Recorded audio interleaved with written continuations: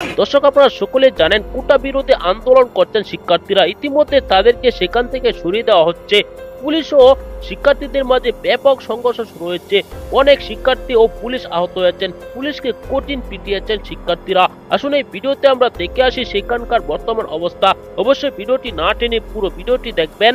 চ্যানেলে নতুন হলে সাবস্ক্রাইব করে রাখবেন পরবর্তী আপডেট পাওয়ার জন্য। ভিডিওতে একটি লাইক দিয়ে দেখতে। তো দর্শক, সম্পূর্ণ ভিডিওটি দেখলেন। এই ভিডিও সম্পর্কে অবশ্যই আপনার মূল্যবান মতামত কমেন্টে জানাবেন।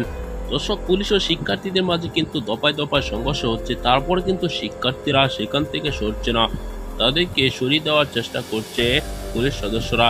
কিন্তু তারা সে আন্দোলন সফল না হওয়া পর্যন্ত সেখান থেকে তারা যাবেন না, এরকম কঠিন তারা কর্মসূচি ডাক দিয়েছে।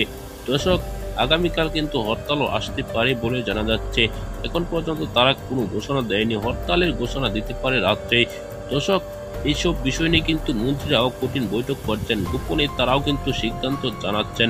ইতিমধ্যে আপনারা জানেন, রুদ্রতার বৈঠক করেছেন ওবায়দুল কাদের সাহেব সহ অন্যান্য মন্ত্রীরা। তারা কি সিদ্ধান্ত জানাবে পরবর্তীতে জানতে পারবো। দর্শক, প্রধানমন্ত্রী শেখ হাসিনা চীনে সফরে গিয়েছেন, তাদেরকে নির্দেশনা দিয়ে গিয়েছেন যে এই কোটা বিরোধী আন্দোলনে যেন একটা ফয়সালা দেওয়া হয়। অতি শীঘ্রই তারাও একটি ফয়সালা দেবে।